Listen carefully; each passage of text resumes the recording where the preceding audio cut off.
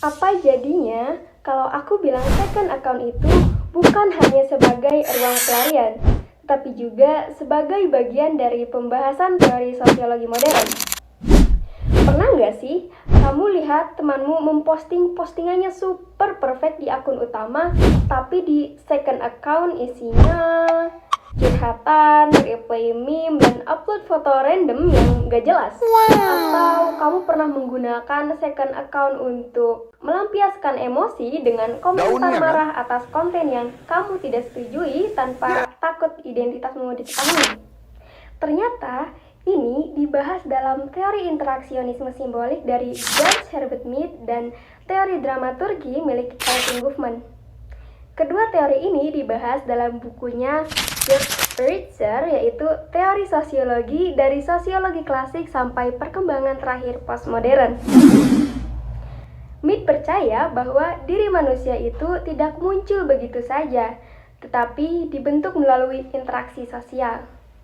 Buku yang berjudul Mind, Self, and Society menjadi karya utama yang membahas konsep George Herbert Mead. Konsep pertama adalah mind, yaitu pikiran. Pikiran atau kesadaran bukanlah sesuatu yang secara alami ada di kepala manusia sejak lahir, melainkan berkembang melalui proses sosial, terutama dalam komunikasi dan bahasa. Dalam mind, ada yang disebut sebagai 4 tahapan manusia dalam bertindak. Tahap pertama ada impuls atau semacam dorongan hati.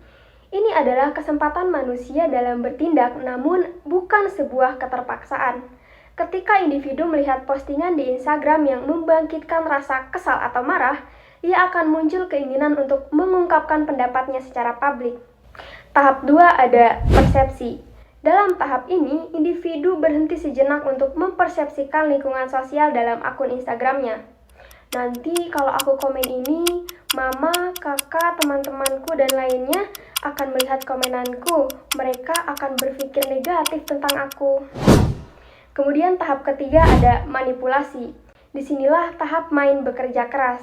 Ia merenungkan berbagai asumsi-asumsi melibatkan pengalaman masa lalu dan mencari manipulasi atau alat untuk penyelesaian masalah. Pada tahap inilah individu menciptakan second account untuk menyembunyikan identitasnya. Second account ini menjadi respon alternatif sebagai jalan paling aman untuk menyalurkan pendapat tadi.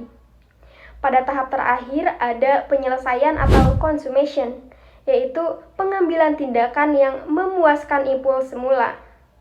Di second account ini, individu berhasil komen di konten untuk menyalurkan kekesalannya. Tindakan ini berhasil memecahkan masalah, dapat berpendapat dengan liar sekaligus menghindari resiko sosial yang dipersepsikan. Kemudian ada juga yang disebut sebagai gerak isyarat.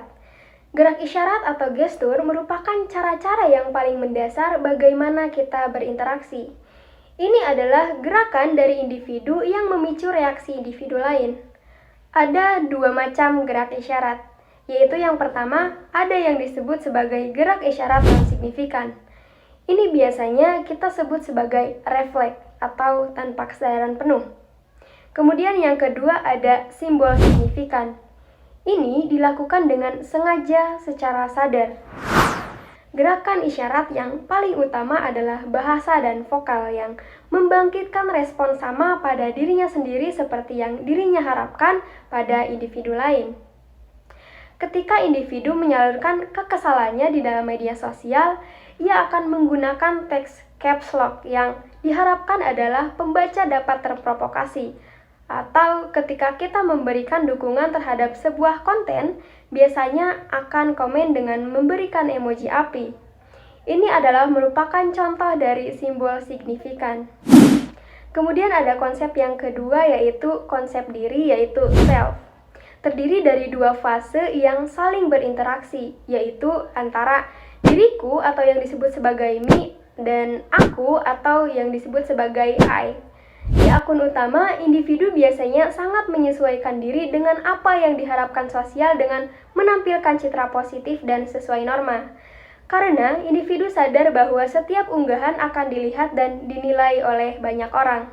Hal ini menggambarkan aspek me, yaitu diri yang dikonstruksikan dari pandangan orang lain.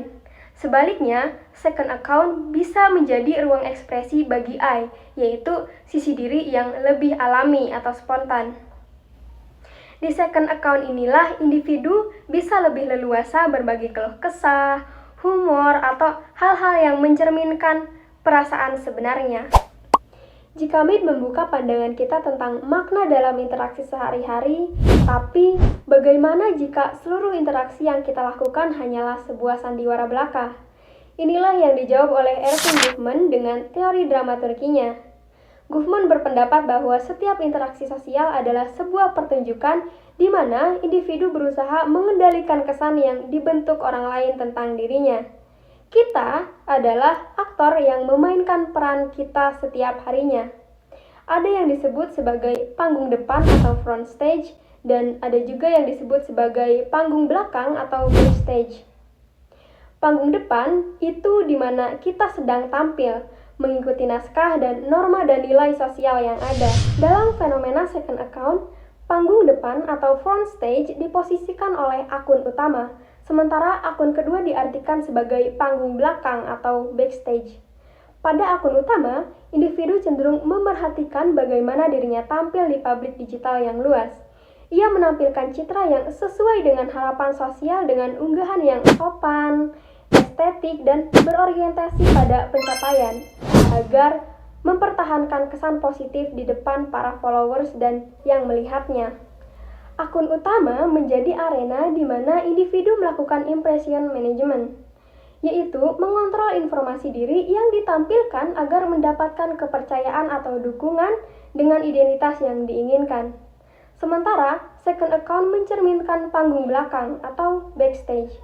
Di akun ini, individu merasa bebas mengekspresikan dirinya yang asli tanpa harus menjaga image. Individu dapat membagikan memes, cerita pribadi dengan bebas, atau curhat yang nggak cocok untuk ditampilkan di akun utama.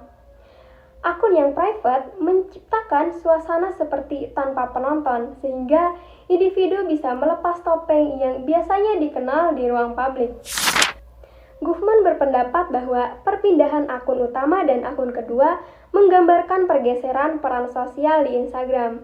Ketika individu membuka akun utama, ia akan berperan sebagai aktor sosial yang tampil di depan publik.